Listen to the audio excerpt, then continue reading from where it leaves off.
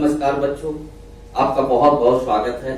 आज हम लोग अपने रेगुलर सेशन में संविधान का एक विशेष अंश लेके आए हुए हैं जिसका नाम है राज्य के नीति के निर्देशक तत्व। मैं आपको बता दूं कि संविधान के ये जो प्रमुख हिस्से हैं जिनको हम लोग एक एक करके पढ़ रहे हैं, ये सभी महत्वपूर्ण परीक्षाओं में बहुत अधिक पूछे जाते हैं।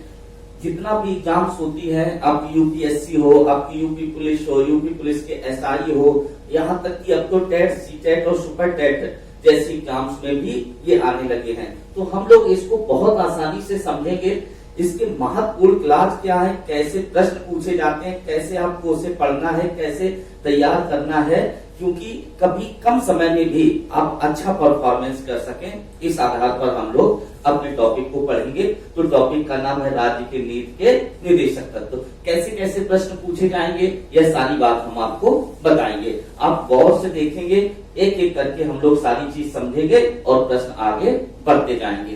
तो शुरू करते हैं राज्य की नीति के निर्देशक तत्व। शुरुआत ही यहाँ से करते हैं कि किस किस तरह से प्रश्न पूछे जाते हैं। पहला तो प्रश्न यही पूछा जाता है कि राज्य के नीति के निर्देशक तत्व कहाँ से लिए गए हैं। तो मैं आपको बता दूं कि भारतीय संविधान में राज्य के नीति के निर्देशक तत्व जो हैं वह आयरलैंड से लिए गए हैं। तो एक प्रश्न ये बहुत ही पॉपुलर प्रश्न है जिसका जवाब आप आसानी से दे सकते हैं कि राज्य के नीति के निर्देशक तत्व आयरलैंड के संविधान से लिए गए हैं। इसके बाद महत्वपूर्ण हिस्सा आता है कि ये संविधान के भाग 4 में अनुच्छेद 36 से 51 के मध्य में वर्णित है।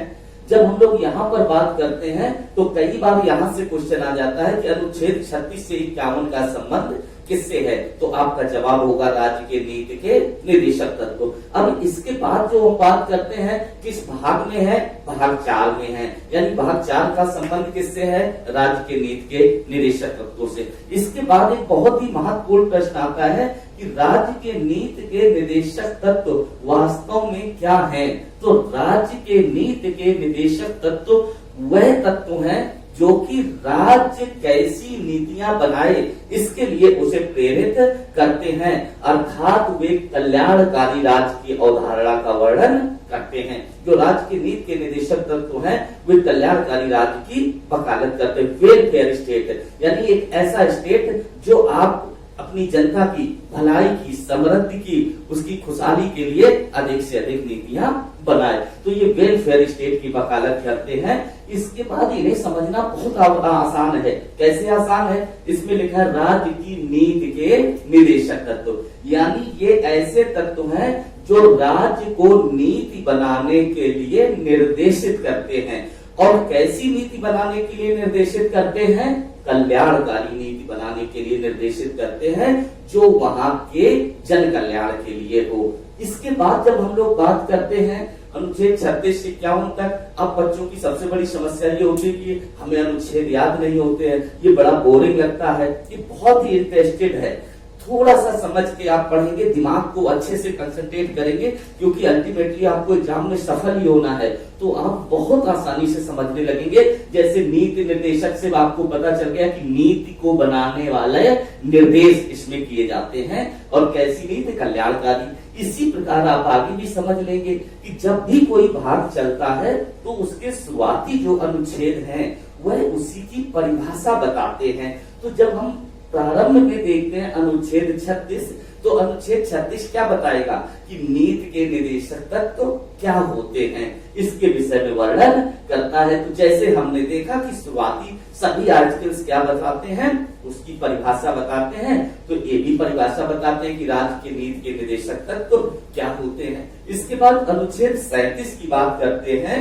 अनुच्छेद 37 इसी राज्य की नीति के निर्देशक तत्वों को लागू कराने की विधि बताते हैं कि ये कैसे लागू किए जाएंगे। यहाँ एक बहुत महत्वपूर्ण बात आता है, न्याय योग्य नहीं। इस पर बहुत ज्यादा एग्जाम में आपके यहाँ क्वेश्चन आता है कि क्या राज्य के नीति के निर्देशक तत्व न्याय योग्य हैं। आपका जवाब होता है नहीं।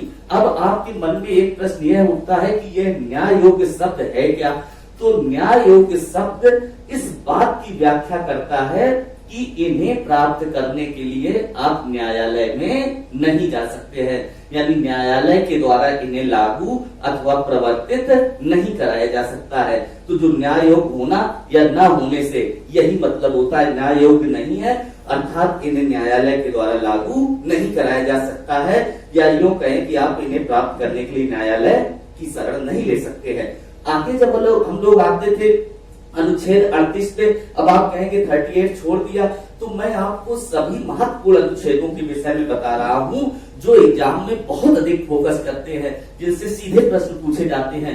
बाकी जो बीच के अनुच्छेद हैं, हम लोग जब कभी रेगुलर क्लास होगी हमारी आपकी फेस टू फेस, तब हम उसमें बड़ी संख्या में विस्तार से डिस्कस कर लेंगे। तो जब अनुच्छेद 39 की बात आती है, तो अनुच्छेद 39 को जरा समझिए क्या कहता है कि भौतिक कल्याण की अभिवृद्धि के लिए राज्य काम करेगा। यहाँ जो राज्य शब्द है, राज्य शब्द से आशय राष्ट्र अथवा देश से है, देश की सरकार से है। तो जब ये कहते हैं कि भौतिक कल्याण की अभिवृद्धि के लिए काम करेगा, तो इसी भौतिक कल्याण में क्या क्या कहा गया है कि राज्य अपनी सीमा के अंदर अपने नागरिकों को रोजगार उपलब्ध कराएगा। जाहिर सी बात है, रोजगार उपलब्ध कराने से उसकी जो माली हालत है वह बदलती है, उसकी स्थिति बदलती है। तो इसी में कहा गया है कि सीमा के भीतर रोजगार उपलब्ध कराएगा, यानी रोजगार के लिए आपको बाहर न भटकना पड़े। इसी का सेकंड पॉइंट कहता है कि समान कार्य के लिए समान वेतन, चाहे महिला हो, पुरुष हो, व्यक्ति अमीर हो या गरीब हो, सभी को समान कार्य के लिए समान वेतन दिया जाएगा। ये प्रश्न भी बहुत आता है कि समान कार्य के लिए समान वेतन क्या है? मौलिक कर्तव्य, मौलिक अधिकार, नीति के निदेशक तत्व, तो अगला ऑप्शन कुछ और होता है। तो समान कार्य के लिए समान वेतन राज्य के नीति के निदेशक तत्व हैं। यही कारण है कि इन्हें प्राप्त करने के लिए आप न्यायालय नहीं जा पाते हैं, अथवा न्यायालय जाते भी है तो वहां से आपको पराजय हाथ लगती है, क्योंकि ये नीति के निदेशक तत्वों का हिस्सा है। इसके बाद इसी 39 का जो का आता है, जहां भी का खा लगा है, इसका मतलब वो संशोधन के बाद आए हुए हैं। तो जो 39 का आता है वह कहता है कि राज्य अपने नागरिकों को निःशुल्क न्याय उपलब्ध कराएगा। अब देखिए, आपको पता है कि राज्य की नीति के निदेशक तत्व तो राज्य की मंशा पर निर्भर करते हैं, लिहाजा अब आप कहेंगे कि हमें तो निःशुल्क न्याय नहीं मिलता है। तो राज्य की नीति के निदेशक तत्व तो यह कहते हैं कि जब राज्य की हालत अच्छी होगी तब आपको यह सारे अधिकार मिल जाएंगे। इसीलिए जो केटी शाह एक बहुत बड़े संविधान वेत्ता थे, ये वही केटी शाह हैं जिन्हें डॉक्टर राजेंद्र प्रसाद ने पहले राष्ट्रपति के चुनाव में पराजित किया था। तो केटी शाह ने तो बाकायदे ये कहा ही था कि राज्य की नीति के निदेशक तत्व तो ऐसे चेक्स हैं जिन्हें बैंक की मंशा पर ही भुनाया जा सकता है। तो इन्होंने इसी तरह से व्याख्या की थी कि बैंक की मंशा पर भुनाए जाने वाले ऐसी नीति के निदेशक तत्व हुए तत्व हैं जिन्हें सरकार की मर्जी से प्राप्त किया जा सकता है। इसके बाद हम आते हैं 39 का, आपने देख लिया निःशुल्क न्याय। अनुच्छेद 40 की बात करते हैं, जो कि भारतीय संविधान में अपना विशेष स्थान रखता है, बहुत ही इंपॉर्टेंट है, इसलिए हमने उसे रेड से लिख रखा था कि अनुच्छेद 40 में ही कहा गया था कि राज्य पंचायतों का गठन करेगा, यानी स्थानीय स्वशासन को मजबूत करने के लिए राज्य पंचायतों का गठन करेगा।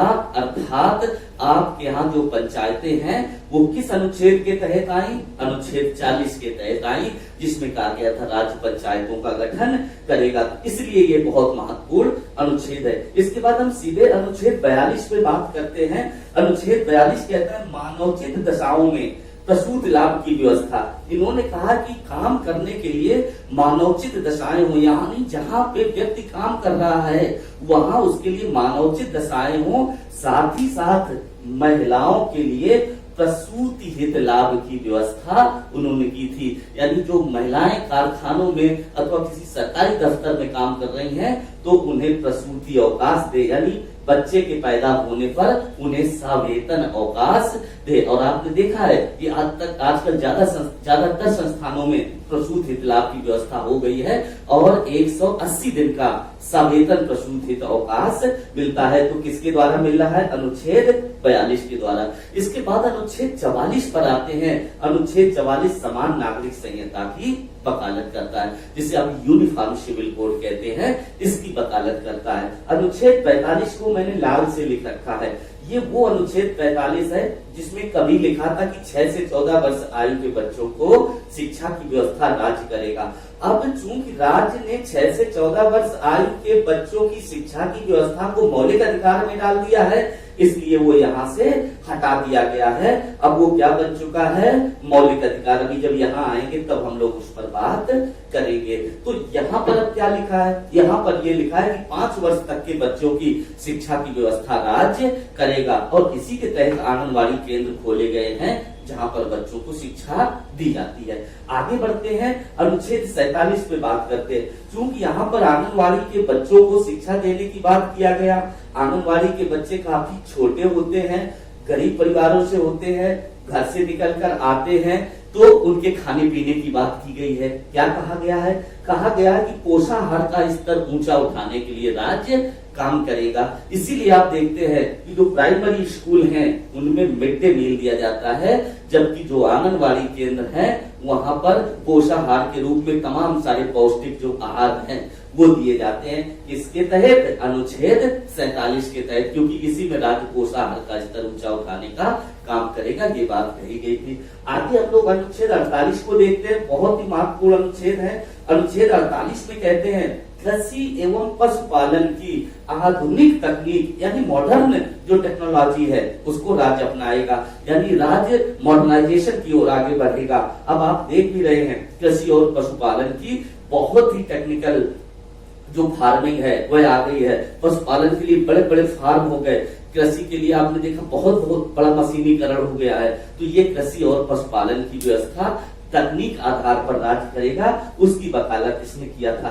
इसके बाद इसी 48 का क्या है जो कि बहुत ज्यादा पूछा जाता है, क्योंकि संविधान संशोधन के बाद आया था। उसने कहा कि वन वन्यजीव नदी जलाशय झील आदि का संरक्षण एवं संवर्धन राज्य का दायित्व है। क्या कहा? 48 का में वन वन्यजीव नदी तालाब जलाशय झील इनका संरक्षण और संवर्धन राज्य का काम है। ये संविधान संशोधन के बाद आया। आगे बताते हैं कि किस संविधान संशोधन के बाद आया हुआ था। इसके बाद हम लोग आगे बढ़ते हैं तो अनुच्छेद 49 आता है। अनुच्छेद 49 को जरा गौर से देखिए।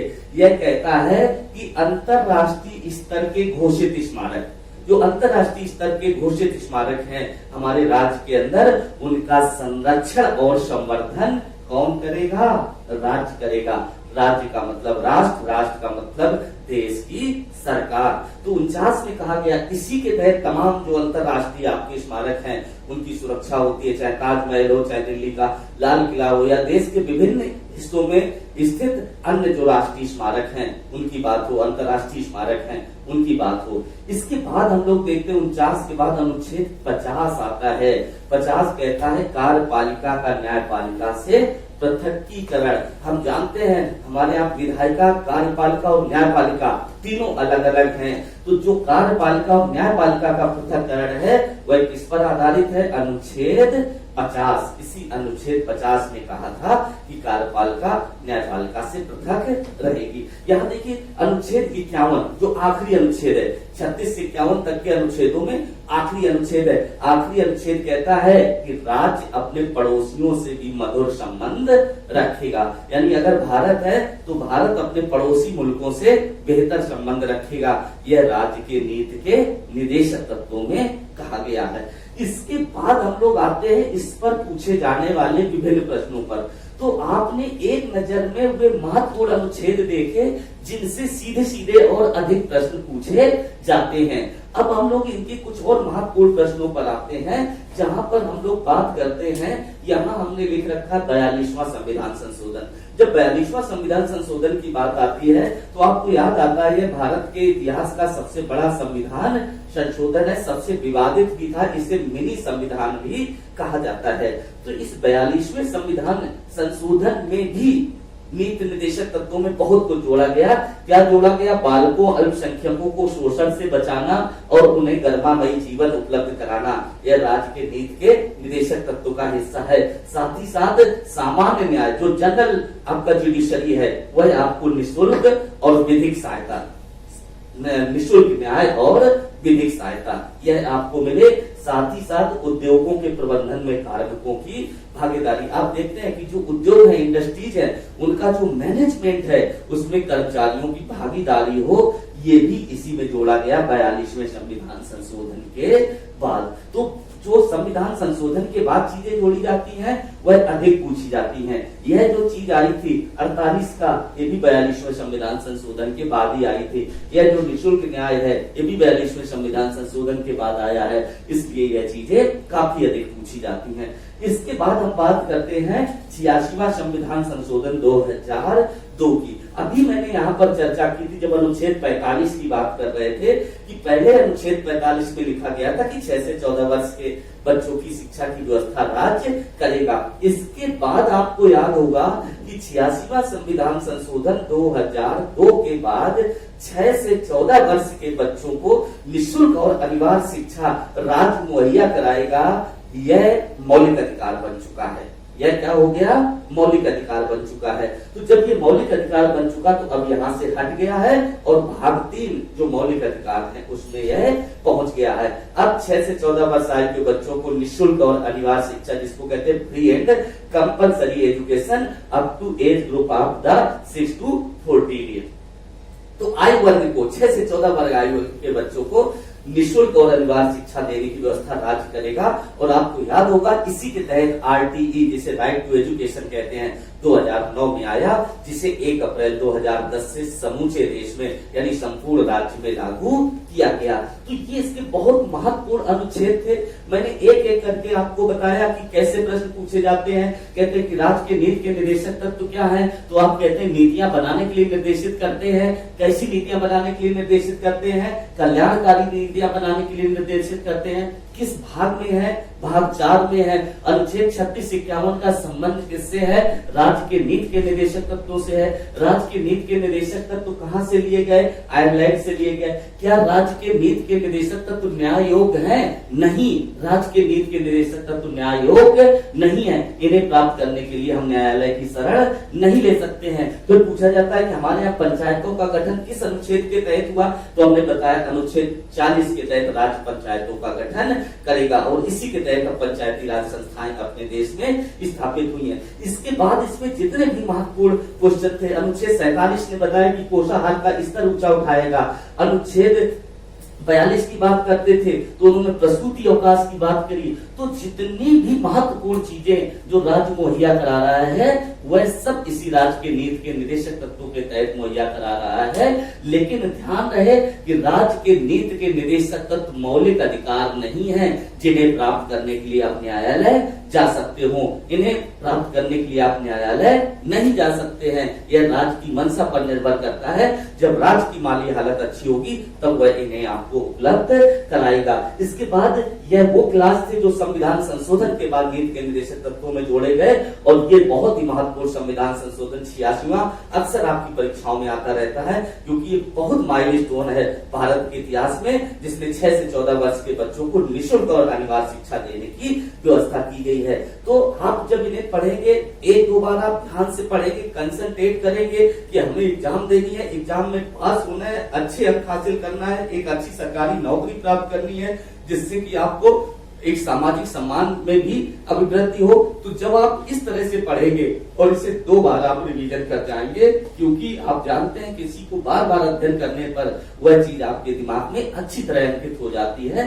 तो 2 बार आप अध्ययन करेंगे, इसके बाद इसे कभी नहीं भूलेंगे और एग्जाम में कहीं से भी प्रश्न आएगा आप प्रत्येक प्रश्न को आसानी से हल कर सकेंगे। मुझे पूरी उम्मीद है आपको वीडियो पसंद आया है। आप इसे लाइक करिए, सब्सक्राइब करिए, कमेंट्स भी करिए, कोई सुझाव हो वो भी लिखिए और अपने मित्रों को शेयर भी करिए। आप सभी को बहुत बहुत